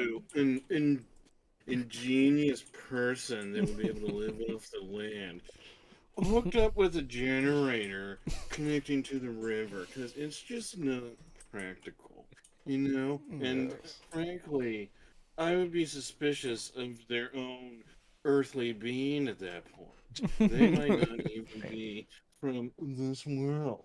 He does claim to be a powerful intuitive that helped turn off the draconian energy emitter that was stopping us from all reaching our destiny. He fits right in with David's fucking narrative of the world. Yeah. God damn it. We should all go to the Beast Wars movie. Yes, Krendel, we should. Those trees are planted to be Beast cut Wars down. movie coming out. Oh, did you not see that, Galen? Yeah, I don't watch movies. Oh, I mean, the only one that I'm really aware of is that Avatar is around, and that's that's because that's been like a decade in the making. Oh, Galen, did you see that clip I sent you about the end of Infinity War? No, I didn't watch it. Okay, I'll explain it because it's so funny. So, Thanos at the end of Infinity War is like he thinks he's got the gauntlet with all the things in. He's gonna go do a snap, but really what's happened is Tony Stark has like taken the things and he's got it over there, and he does the snap. Tony dies and destroys Thanos' army or whatever, right? But so what the gif is of Thanos, he does the snap, and he looks and he's like, oh, and the things aren't there, and then it cuts and it's like they've green screened in Tuco from Breaking Bad when he's crushing up the meth with the knife and he snorts it and he's yeah, tight, and he's like he crushed and snorted the Infinity Stones. He just like inhaled the universe up into his central nervous system, Yeah, I mean, like if there's more than one way to get high there, and you're getting high off of the power of infinity, you'd be omnisciently high. He'll be a celestial. that would work? Yeah. Oh, it was so funny. Dear God. we were talking about Infinity War and Guns. Like, oh, I've only seen the first one. I Or only no, it was saw- Endgame. Sorry, it was the end of Yeah, Endgame. I only saw Endgame. But you I didn't never see the saw- first half of Or it? no, I saw Infinity War. Never mind. Yeah. I didn't see Endgame. That was Yeah. what I didn't see. Oh, you Yeah, should it was watch the that. ending of Endgame, actually. They're That was pretty, moved. they're Yeah, pretty but- entertaining. I don't know. The Beast Wars one, so like I've seen all the Transformers movies, regrettably, but this one looks really fucking good. So they brought back the whole Beast Wars crew for this next Transformers movie. They have Optimus, like the Primal Optimus. They have the Cheetah guy. They have the Raptor guy. Like they went all balls to the wall. Like this one's gonna bring a lot of people back to the theaters. I think I'm definitely gonna go to the theaters to see this one. Are they going to use like the 1990s CGI animation or computer generated? No, unfortunately, that would have made it even better. What's the point? What the fuck's the point then? You know? Yeah, but the original Optimus actors in this again, as he's been in all of them. But I didn't know Hugo Weaving voiced Megatron in those movies. I just saw that looking it up. I didn't fucking know that. Fucking Elron played goddamn Megatron. Like, Is the Beast Wars movie a Christmas movie? no. No. I mean, from my relation, it definitely is. That's when I got all my Beast Wars. And Christmas would be the new Beast War. They were like an expensive toy that I wouldn't waste allowance on because I would buy like small Lego sets because I could get more use out of them, I thought. But so I don't know. Beast Wars and Christmas are synonymous in my mind. Not Right, Transformers really, but Hmm. nostalgia wise. Ron Perlman's playing Optimus Primal. Sorry, Optimus Prime. Optimus Primal. He's playing the 8 Prime. That was in Beast Wars. See, I didn't know that. I didn't know. I don't know what this Primal is. I frankly past Optimus and Megatron. I don't think I could name a name. They have an old Volkswagen van. They've got an old, I think that's a Camaro, and they got a 993 Porsche, which is one of my favorite cars. It's not my favorite car in the world. And the old Optimus Transformer, like the flat head, the flat front truck Optimus Prime from the 80s. So they've harkened back. They've got like so it's kind of like a mix between the old Transformers movie and Beast Wars, which is, I think it's gonna be pretty fucking sick. I don't fucking know. I have a feeling like it's probably gonna be pretty good. That sounds like there's hype for it. There is some hype. When I watched that trailer, like, listen, all the other ones were shit. Most of the Transformers movies were trash, but this looked fucking good. I don't know. As a Transformers like junkie back in the day, it looked fucking good to me. But yeah. Who's the What do you think the like appeal of the Transformers was? Is it just because it was just like big robots going around and they're just fighting each other? Well, it was Japanese, wasn't it? Was it Japanese originally? Well, I don't know. It could be. I thought it was American. Maybe it's just Hasbro has a licensing for it. I don't know though. Transformers is a medium franchise purchased by American toy company Hasbro and Japanese toy company. Is Transformers began in the 1980s Japanese toy lines Microchange. Hasbro bought, so maybe the characters and toy designs originated from Japan, toy maker Takara. Yeah, so it was originally Japanese. The movie, though, and the animation was American. So the original Optimus Prime back in the 80s and the old movie with Unicron was voiced by Peter Cullen. And that is the guy who voiced Optimus Prime through the more recent movies, which was kind of cool. But they've got some cool callback, like Archie, this girl. She's in the new one. The Optimus looks original in this one. I'm hoping they bring back some of these other ones, like Starscream, Ultra Magnus. They have Bumblebee and stuff, but it's going to be like a callback to the 80s Transformers plus Beast Wars. So, but yeah, it is Japanese, I guess. Yeah. Interesting. Did not know that. I always thought I was under the impression it was American. It's just one more thing. Yep. The America bought out. Bless them. Yep. Oh my god. Another toy appeal to the Transformers, which I guess was my biggest like connection with them. I didn't watch the show much other than Beasties, but it was just the facts that you could change them. It was kind of like a puzzle and an action figure, like a and I think that was the neat part. And then there's like the robot appeal too. It's like, oh, it's a robot, but now it's an animal. Dinosaurs, I think, was probably what really pulled me into it. Was the Megatron? I was like, oh, it's a T-Rex and a Raptor, yeah. And then the robots, and that's cool. And then some middle ground there, but Yeah, no, the Megatron is a T-Rex, was always sick. The cheetah guy, I forget his name. The Raptor guy was one of my favorites. Cheetor. His name was Cheetor. Cheetor, there you go. That's nice and easy to remember. Maximal Dinobot, and I remember he had a sword in his tail, and you could like click his back, and he would have his sword would turn in. The rest of his tail would turn into a shield that would spin, which I thought was kind of cool, and his head looked cool. I'm going through all the old toys here. Actually, I could probably put this up here. Oh, you get it. That's what Christmas is all about. It's just about the toys. Well, yeah. The Sears wish list catalog. Oh my Fucking God. Sears. Oh, I remember the Sears Oh my wish list God, yeah. catalog. Circle and shit. Wait, Sears, rest in peace. Yeah. Yeah, rest in peace, Sears. Yeah, it got fucking decimated, didn't it? Fucking Sears. Scorponok. That I never had the Wasp, Waspinator or whatever the fuck his name was. Oh, Scorponok. Oh my fuck, I remember. Oh my, was he was in the show, was he? Yep. I remember that one. All right, he was cool.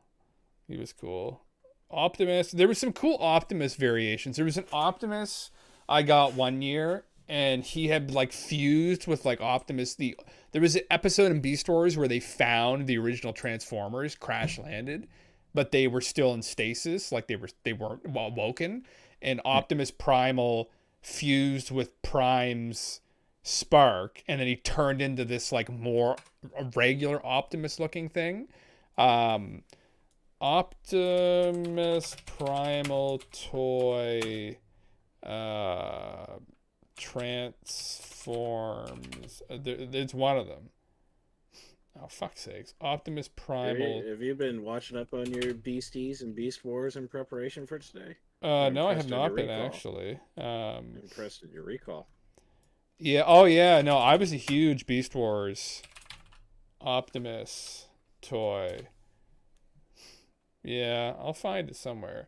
Oh, there was this one. That was a weird one. That was like a different one. Fuck, where'd he go? All Anyway. right, yeah. That was when they went to Cybertron or whatever. Yes, that was this one right there. You can't really see it, but it's a guy in the middle. I could probably click on this. Here's a better. Here, those guys right there. It was the guy on the right. So he was like this weird like monkey, but he was fused. He was almost like a spaceship. He turned into like a spaceship, but he was sick, and you could load him up and shoot things. I played with that endlessly. This one. He had fused with Optimus Prime Spark, the original Prime Spark, and you could turn him into this. You could turn him back into like a monkey. But anyway, yeah. Okay. Yeah. It was hot. Like a series that they've been showing on a History Channel called like Toys That Invented America and whatnot. It seems very relevant to what we're talking about. I want to say I had one in the background one time. I was just browsing the internet on my tablet. I want to say there are Transformers on it, but I can't just remember if I'm making this up completely or if this did in fact happen. Well, it shaped us into being more accepting of shape-changing things and their possible existence in the real world.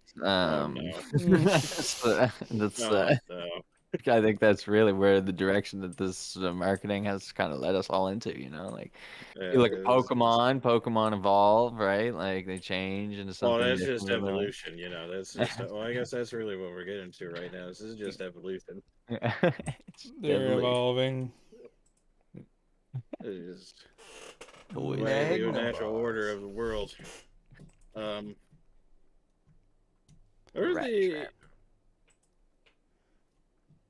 I had something I was going to say, and I forget what it was completely. I had that goat guy. Oh, did you? Yeah. The goat guy. The only one I really remember is the Megatron. That was the like Tyrannosaurus Rex. Yeah. Did you guys remember this? Sorry, yeah, go ahead. That was all I was really gonna say. You guys remember? Did you see this crab one? Ultra Class Rampage. I remember him. It was huge, and it turned into. There's another pic of it, but it turned into this guy. He was like a huge transformer. He was like a raid boss transformer. I remember someone got him. I never saw this one was kind of cool of like old Prime, but he's a white lion. That's kind of fucking sick. Oh, And that's cool. I the don't think I've ever lions on seen his that one. shoulder. Hmm. Yeah, it's kind of fucking cool. I kind of dig that. Like Beast Wars, Leo Convoy, kind of a That different fucking one. pterodactyl guy. I had him on my fucking What page. Oh, what there's exactly was the distinction between Beasties and Beast Wars? American and Canadian networking, I think. Is that what it basically. was? Is that Yeah. it? That was all it was. It was kind of like the what was it? The Dragon Ball Z had like the American Funimation dub, and then Canada got like the weird like dub from like I can't remember where it was, but it was different. Yeah. Okay. Let's see. Oh my god, this throw! I haven't seen some of these packages since I was a kid. This like Yeah, I this remember like those rhino I remember one. That packaging looks real familiar. This Hmm. rhino one. There was a bison one a second ago. Like Now, this dog one. I remember that one. let me ask you, what do you Fuck. think the future of like toys like this will be for kids, Yeah. or kids like you know, opening gifts under the tree and whatnot, or do you think this is going to be a relic of the past forever, and the kids aren't going to do that? Instead, they're going to be opening like, you know, they'll get like their like tablet, and it'll just be like gift wrapped. The kid will be like looking for like the tablet on Christmas morning, and they go, "Oh, why don't you look under the tree?" And they open up the tablet, and they find out like 3 new apps are installed on it or something. Or it'll be a Yeah, bag they're- of seeds and a shovel. we Yeah. gotta go eat. Oh no! Yeah, that'd be the worst case scenario. Yeah, I have a feeling like it might be the latter, but yeah. You think it would be like that? I Yeah. remember there was a when I did some tutoring many years ago. There was a kid the kid that I was tutoring. This would have been circa like early January of like 2018, and he was telling me, I can't remember exactly what it was, but I think I think it was like Christmas gifts is what we were talking about, and he was telling me that like his parents would like let him play like Minecraft on their tablet. And the first thing I was thinking, I was just like, well, because I actually had talked to another friend about that, not that long like before that conversation started, and he was saying that he was making an argument that you should just let kids play with like Minecraft instead of actually let them play with Legos, because he said they're essentially the same thing. So, Yeah. but there's more like application with Minecraft. There's more that you can do in arguably a safer environment. You don't have to worry about like kids swallowing Lego pieces and whatnot. Right. You're not limited to like just having resources. You just put them in creative mode and you just say, "Look at that! You got a whole world to play with." Yeah. Yeah. So he was talking about that, and I think one of the gifts that he got, I can't remember if he got it for Christmas, or if he had like a birthday that was close to it. But he said that he got what's that game? Five Nights at Freddy's, I think is what it was called. If you remember what that was, I remember thinking it was like, oh, those are the people that play that game. It was like, oh, it's just like 6 and 7-year-olds. Those are the ones that are playing that game, because I could never figure out who the hell would play that game. It's like a click horror game, I guess is what it was. There's like these what was the word, animatrons, I think, that like go and they try to get you while you're trying to like survive the night or something. You like click around rooms or something. Anyway, if there's anybody in the chat that wants to fill in on that, I can't remember exactly. But Markiplier loves just- it. But I bring this up because, you know, you think about like what say the future of like Christmas will be, and you know when we're young, we're kind of at like perhaps at the latter end. You're talking about earlier of the latter end of like you would get like, you know, like action figures or like some material good, and then it kind of shifted to video games. and now it would be like, does it shift to like digital apps now for children, or would like some kind of like tangible toy be what you would still expect to see for kids like under the Christmas tree? Um, it kind of is be like it's a changing world, you know. Yeah. I was just Maybe wondering, what do you guys just take on that? depending on the level of autism, we could have lots of little stimulating toys come come in the future.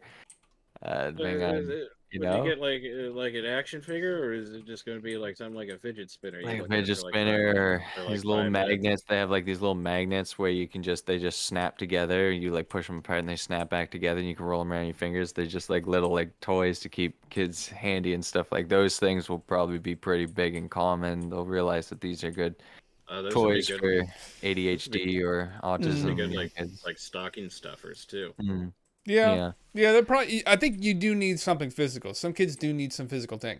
Listen, I'm a huge supporter of Minecraft. I remember when Minecraft was, I think, in alpha, and I was a part of like the. I don't know if it was on Patreon, but I was like one of the. I was on Minecraft as soon as I heard about it, which was very early, and I supported it right up until it left beta. And I didn't ever play the newer versions of it, like since it was sold to Microsoft, but when Notch had control of it, we were deep into it. Me and a friend of me and Leaky's Jeremy, we play it endlessly. It was so much fun. And the mods and stuff you could play on it.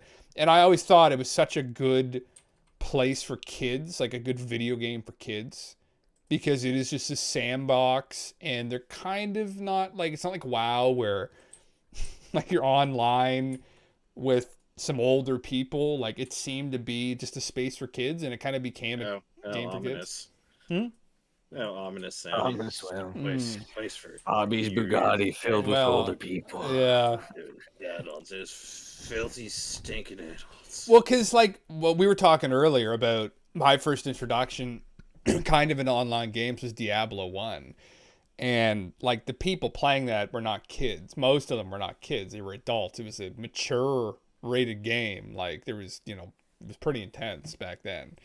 And there weren't really like games for kids like that, like on the computer. And so you had like some games, like maybe like stupid little games, but Minecraft just kind of, I don't know. It's just a safe space. But yeah, I think it definitely needs something. Hi, I want to offer promotion of your channel, views, followers. The price is lower than a competitor. Oh my God, get the fuck out of here.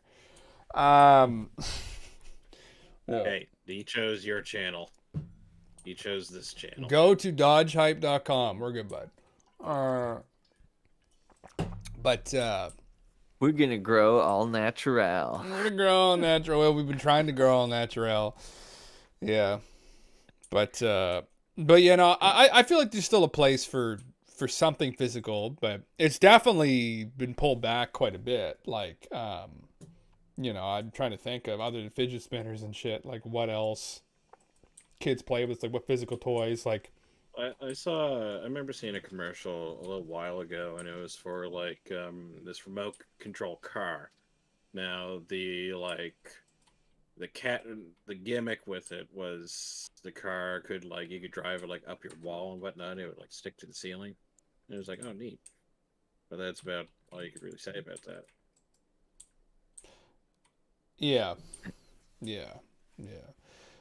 No. Sports gear would always be around, I guess. Like I remember my brother was very into hockey, so you'd have just like new gear because of maintenance, new gear because of lost it, broke it, whatever. And then you just grow out of that as well. So that's one path in which like families, if you still see kids getting into sports that require gear, those are always great Christmas presents, especially hockey and all those sports that we only play on ice in the winter seasons and stuff. Those will always be probably around in the future. That might not change.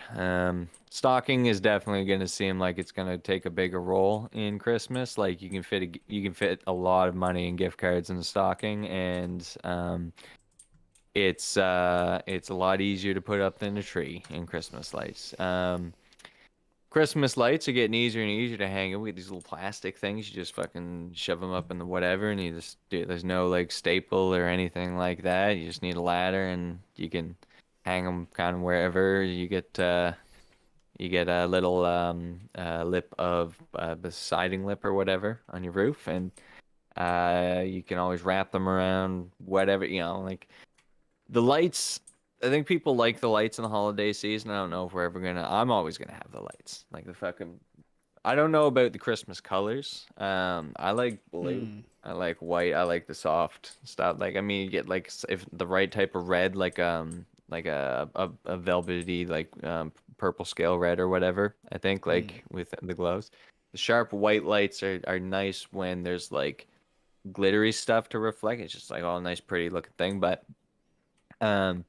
yeah, I enjoy the color, and with Christmas too, the orange, or sorry, with Halloween, the orange colors and stuff. Like, honestly, fucking Halloween through Christmas, I could do lights everywhere as like decorations for the whole time, and it wouldn't bother me. I think they're cool. It's a tradition I personally like.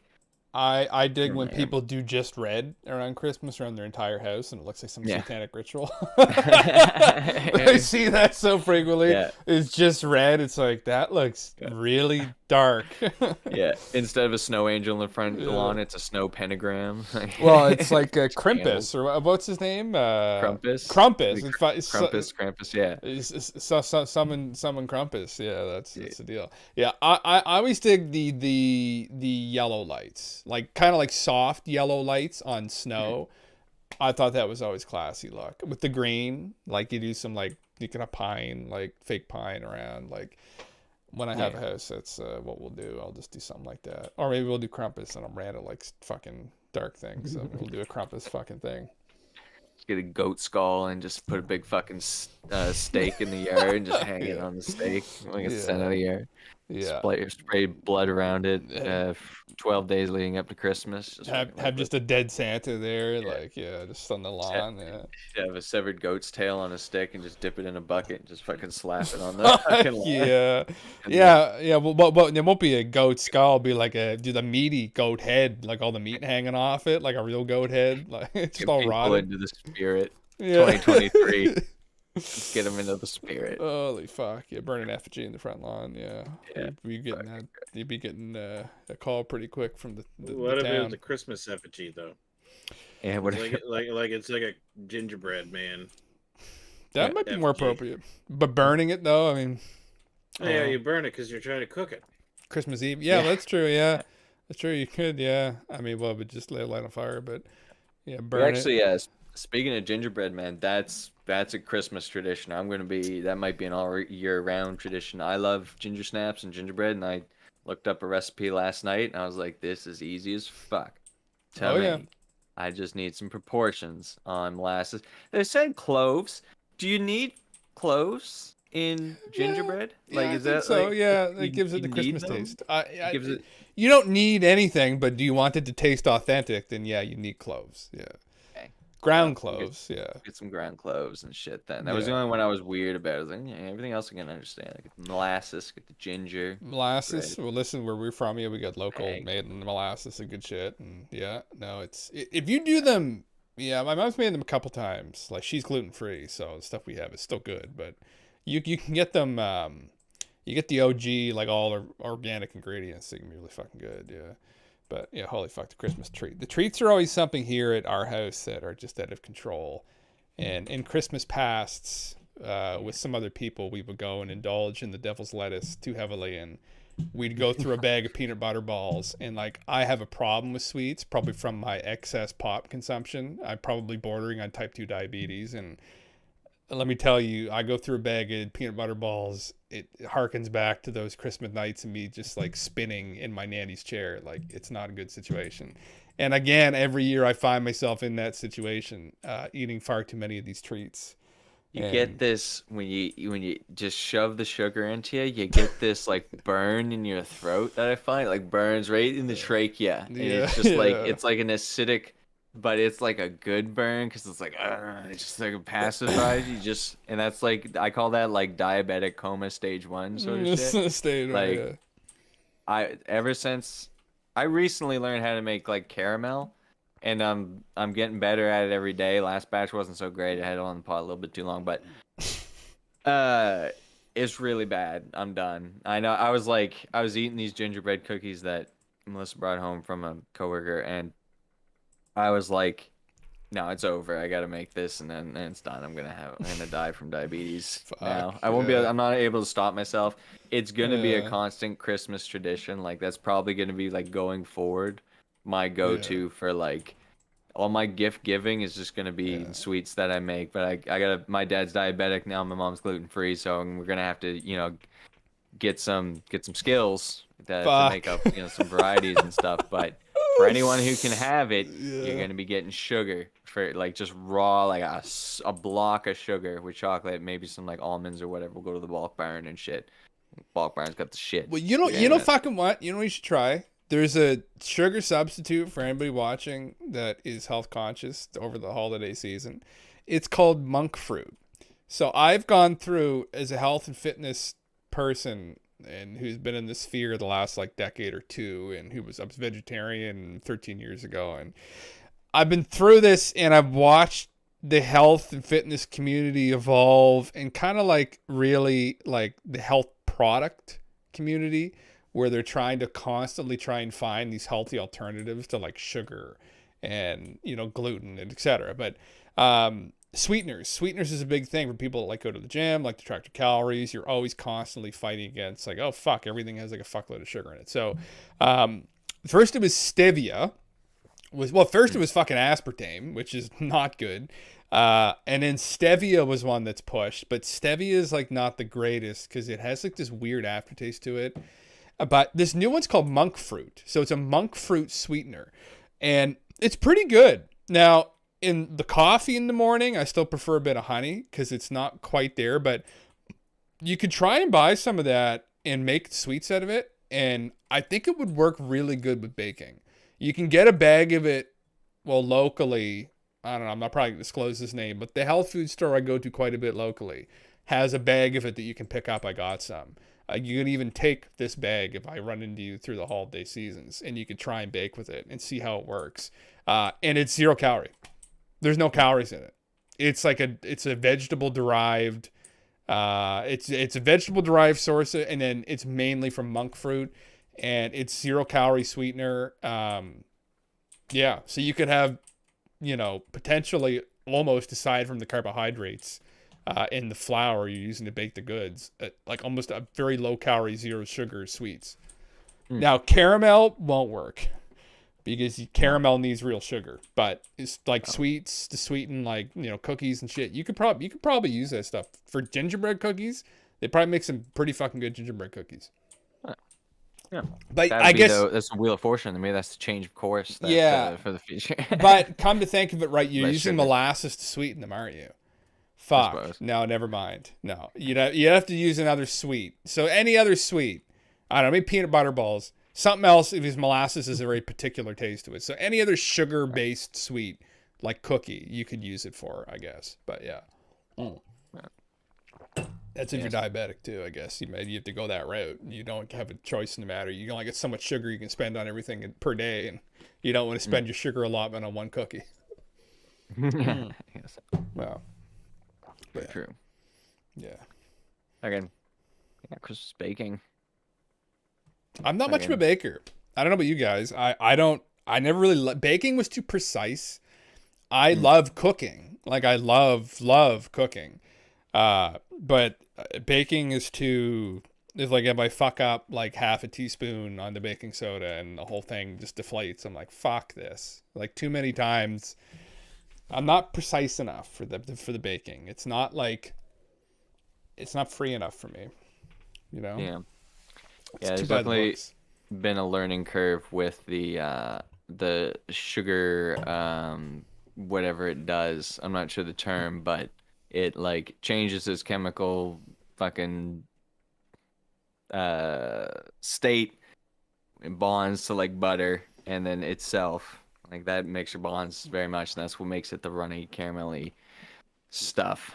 Right. It's like I've it's a wisdom that is developed, not just and from a D&D perspective, like a wisdom that of like of understanding of the element of sugar, right? It's like how it's like molded and stuff. I was saying once that guy who does all the chocolate structures, oh my God, I don't remember his name, but he's got like a Netflix show and stuff. He like makes sculptures out of just chocolate and shit. He's like an artist, and he probably understands the how to move the resources very well. It's interesting. It's kind of like a blacksmith, but of chocolate. Kind of like you could be like it brings a whole Fuck new perspective on like a cooking profession in a video game too. Like if you got RuneScape, you're like, oh man, I'm gonna put the chicken on the fire and then press the button or whatever, and it's like yeah, it's all. But there's a lot that's really going in that chemically. It's like how close is the chicken to the fire? Where's the source of the heat? And then like get the heat radiation thing. Is all this science. It's all this learning. He's a chocolatier, is what they're called. He's a chocolatier. He's a chocolatier, yeah. That bad boy. Yeah, it's a real profession. Well, in the Swiss, there's lots of chocolatiers. Well, what's it, Lindt? There's a lot of different chocolate places in Switzerland. But there's a really good. There's another term. It's They're like confectionery bakers, but they all have specialties. And there's a guy named Frederick Boulet or something. You can find him on Instagram, and he makes the nuttiest fucking sweets. Like he'll make like he specializes in fruits. You may have seen this before, but he'll make like an orange. So it'll show you a picture of it, and it looks like a fucking orange. And you cut into it, and it's got all these layers of like chocolate and syrup and like cookie, and it's crazy, but it looks like an orange. And he'll like get the base ingredients like real vanilla. He'll make like some kind of fruit based like almost jam. Then he'll make like a chocolate, like an orange base. So he'll use oranges, he'll use the zest, he'll use the juice, he'll use everything but the orange. And then he'll incorporate it all into this ball, freeze it, and he uses molds. And then when it's all done, he'll like spray paint it with like orange colored stuff. And he recreates an orange out of the oranges. And then you open it up and it's like an orange thing. It's fucking crazy to see.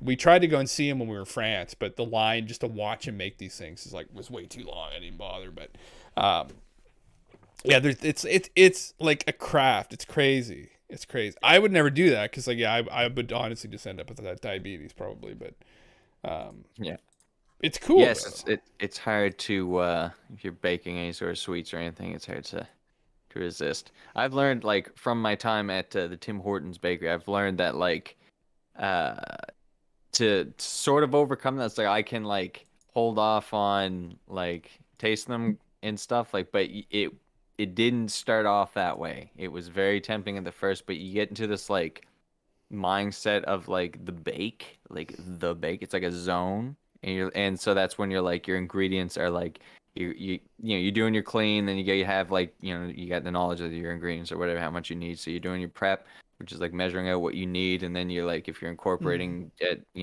one thing after the other, like you gotta wait until you had the fucking milk or whatever, like that's all done in whatever steps. And so you just zone in, and then everything gets done, and then the finished product is like fucking kaboom. But yeah, that's with like the bread. That's like everything you make, everything you bake. But it is very, very frustrating if you fuck up anything. Like, I mean, there's making dough. I add too much water sometimes, and then it's just like mush. There's that one time I talked about on podcast where I just made these fucking flavorless dough, which was it was just flour, and you couldn't even digest it. I couldn't, and yeah, but well, yeah, I used to make sourdough bread. Darren doesn't know, I was into making sourdough bread for like 2 years. I made it religiously. I got to the point I was making some like legit fucking bread. I'll show you a picture of what it looked like. You guys ever seen my sourdough bread? I don't think the one picture you posted. It was very dark though. I don't know if it was supposed to look that dark or if it was, I don't know. Well, yeah, dark? It's supposed to be. It's crust. Dark, you gotta develop a fucking crust. It wasn't burnt. Okay. You accusing me of burning that bread? But it said perfection, and I was like, yeah, it must be. And I didn't know if that was serious perfection or there. Actually, whatever. I'm too long in the oven perfection. I just tagged my Instagram, but that's probably fine anyway. Yeah, there you go. Yeah. That's it there. Looks See? yummy. That looks pretty fucking good, does it not? Look, Yeah. look at those fucking loaves. Those are rustic loaves. So that's the idea. Like this is how they used to make bread back like 600,000-700,000 years ago. Is you put it into an oven. Now, I used a crock pot, but a Dutch oven, and you throw it in the Dutch oven. It's a huge process, but that is a rye-based sourdough bread. So the rye starter, and then that's with whole wheat as well. It didn't work very well. It's a little bit gummy to eat like on its own, but toasted, it was the best toast you'll ever eat in your entire life. It's so fucking good. But yeah, it was so much fucking work. It was too much work. So I You told stopped. me about Yeah. like yeast starter, which is a long time, and then You probably like it though. It's very tedious. You just have to feed it, and you can put it in the fridge, and it'll slow down the process. So you don't need to feed it as frequently, really only when you use it. But you have to use organic wheat that has not been bleached. So you'd have to go pick up organic. But there, coincidentally, where we're from, there's a guy locally that has a giant stone grinder, and he sorts his organic wheat kernels, and he grinds the wheat through the stone grinder. And through that process, it doesn't kill any of the bacteria. And then that's how you use the wheat with the water, and then the bacteria creates and ferments into the starter. And then you have your starter culture. And some people have had sourdough starters for hundreds of years. In the UK, like there are a couple of people who have like a 200-year-old sourdough starter. So some of them supposedly go back to like Roman times. So they're saying it's a 2,000-year-old starter. And people have made sourdough from fermented yeast found in beer bottles on sunken ships. But I don't fucking know. It doesn't really matter the older it is, but there's a whole cult around sourdough bread. It's a big time cult, but it's good shit. So well, baking and stuff that will certainly be around for Christmases to come. Many, many years of baking. That's one Yep. tradition that is Yep. definitely a stick, and no one seems to have any issue with. yeah, The food, fucking does. the food, the drinking, Yeah, cannabis use. Now that the world's coming around and legalizing that as well. It's that's true. Yeah, personal tradition. 427. Fucking 427. Yeah. Well, 427 tradition. Yeah. yes, the light up the Christmas, your own Christmas A tree. little special gingerbread cookies, maybe some special Oh, ones. I'd indulge in those. I'd try and take a taste of that. Problem, you make that yourself. You have no idea how strong it is until 2 hours later. That is true. But a little bit of cookie here and there can't kill you. Yeah, like fucking. Yeah. At the cannabis store, they had an advent calendar that you can buy. It's like $200 some. Apparently, it's great value for what's in it. I did not have $200 to drop on weed, so I passed. Wait, But, it's different weed every day. I guess it's a little something every day, I suppose. Like What it's if kind of it's interesting. edibles every day? Yeah, I guess. I guess Holy one day it fuck. might be edibles. One day it might be like a fucking a little pen or something. One day it might be some pre-rolled joints. I mean, I just hope it's all sealed pretty good. And on the I just- 25th day, there's the Star of Death, the 500 milligram. Yeah. Split it with your family or take it by yourself and Yeah. meet Mr. Claus. Yeah. Meet Kris Yeah. Kringle himself. Fly around with the reindeer. You'd be out in the back porch flying around with something. Yeah. 100%. Yeah, that'd be a spicy little treat. Top off the Christmas tree. Fucking right. Well, Well, yeah. Well, we could probably wrap this up here now and Christmas Christmas tradition. special here. What are we? Do we give Christmas a bah humbug, or do we give it a Yuletime merry year? Oh no, Christmas is wonderful. Yeah, it's probably I am also like a Halloween guy. I like fall and stuff. It's probably my top number one, but this is number two. It's just a merry, wonderful time of year, and we have so much fun. It's so great, and oh my god, I'm so excited. Yes. Again, what are we getting this year? Honestly, with this one, it's just more excited to see the gifts that I know Melissa is getting to see. That's what it becomes in the adult years, and There you go. well, again, Well, That's nice. It's nice to grow, like have that spirit, I guess, like evolve and trend to a more like matured state. I mean, like can't be all magic and whatever, but you know, maybe that magic, it's, I don't know, maybe it's lingering, maybe it's unchangeable, maybe it's beyond time, we're in a new you know? age now. We're in a new age. Listen, Casual Cats 2023, we're gonna partner with Bad Dragon. All right, Casual Cats, Bad Dragon, Christmas holiday themed Everyone's dildos. getting something special Alright. in your stocking. Yeah, there's gonna be from something Bad. big special in your stocking, custom made. Yeah. We're All gonna right. start up a Patreon, and Yeah. all high tier patrons are gonna get stocking stuffers from the Bad Casual Dragon. Cats, listen, you got Casual Cats dildos, Casual Cats wearables, we got Casual Cats Dragusi, we got everything. Fucking listen, we're gonna hit it up big time next year, right? We get the sponsorships going, but Yeah. we'll bring the magic back, right? Like that's the thing, as you get older, like you need to keep the magic going, and this is this is our new form of entertainment. This isn't Beasties anymore, all right? Yeah. The Christmas has adults to move on to sex evolve, toys, yeah. have to evolve with the times, Yeah. and that's what we're gonna do for Yeah. the future. We can change the course to That's, yeah. Yeah. to align with the rest of the Western world's marketing Yeah. and global marketing, for that Fuck much. yeah. Because now it's global Christmas. We're seeing that it's Christmas for everybody all around the world. Yeah. What does it bring? It brings joy and what do they say in the songs? Mariah Carey. Brings Mariah Carey to your listening ears when you walk around the stores and stuff. Yeah. And Or that guy that beat his wife, Frank Sinatra. Yeah. Frank Sinatra. Yeah. Yeah. That too. We have the old time classic. Not I'll Be Home for Christmas, but what's the one? The weather outside is frightful. And But the it's pussy like- inside so delightful.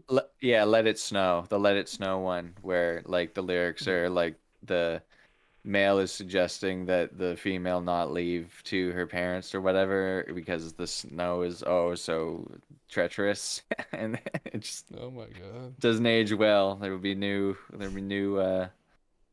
songs hopefully that will bring us into the spirit, and I Excellent. don't know. I'm just gonna watch Nightmare Before Christmas. That's a tradition that I like. That's how I get into the spirit. Normally with a thing of whiskey though. I don't have that yet, but There you go. that'll be 25th. You know, Leaky's gonna be on the fucking WoW with Nightmare Before Christmas going on the TV, and probably be losing the key on some +8 or dying mythic or something. I'll But, be there with you. We'll have a couple whiskey sips. Yeah. On the internet. yeah. Well, are there any Maybe close? maybe we'll see some of you guys there. Yes. Listen. Yeah. Are there any closing thoughts? Anyone before we close this off? Galen? Any closing Christmas thoughts? No, No. Okay. no Christmas. No. Happy Keep it- holidays. Keep it casual. Oh, Yes.